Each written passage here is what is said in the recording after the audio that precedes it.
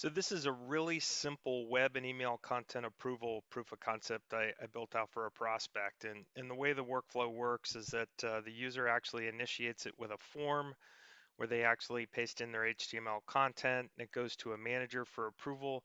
And that could be a single manager, or we can have multiple managers or approvers within the process that can add comments and things like that. And the end result of the approval process is it can go back for rework to the originator and then be resubmitted. It can get approved, which will send an email proof in this case, or it can be declined. So let's go ahead and take a peek at the form real quick. And you can see on some of these fields in the form, when you log in, they actually auto-populate with the user, the date, the approver.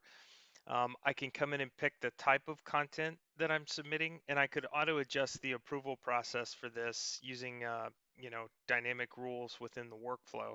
But in this example, it's fairly simple. The content box here can be either standard rich text or HTML.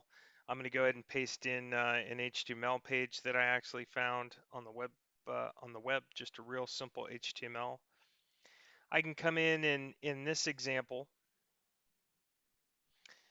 I actually also included an upload, so you could upload content as an attachment for review. So I can click in here and it'll pull me into my Explorer, and I can upload an attachment.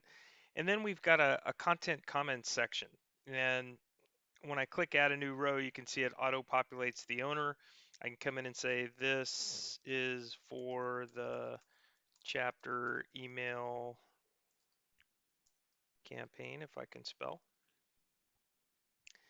And then I'm going to submit.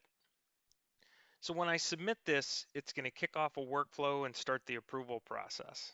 All right. So I'm going to go ahead and switch browsers and go to my approver. And if I come in here and I refresh the work list, you can see that I've got a chapter email pending an approval. And this is the K2 work list. So this is actually pulled back from the K2 server.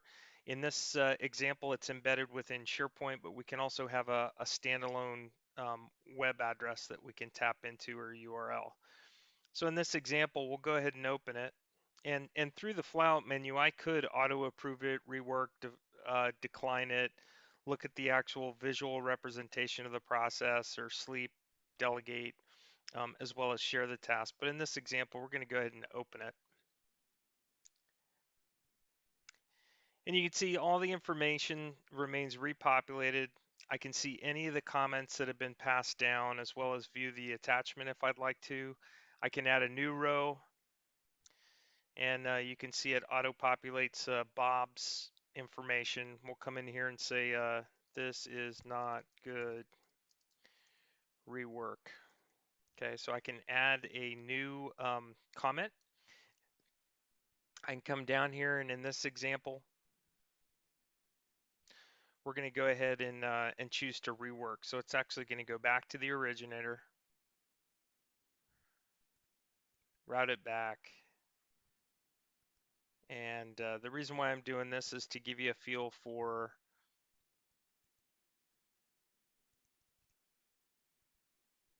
the comment functionality.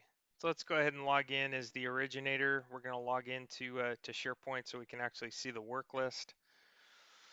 And this work list is going to have that rework item waiting for us. So when we log in, we can open her up.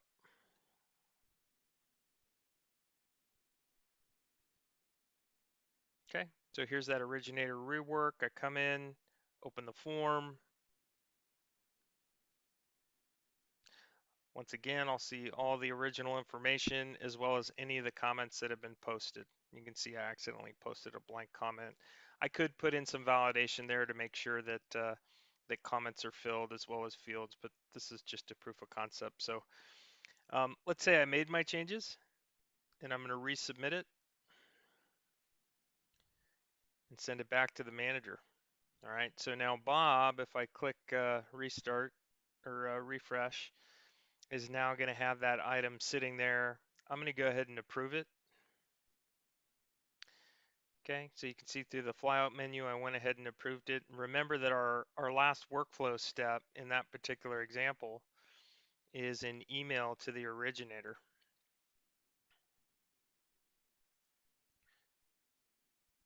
So if I come in my email in a minute here, I'll actually get an email from the K2 service with the HTML web page embedded in the email.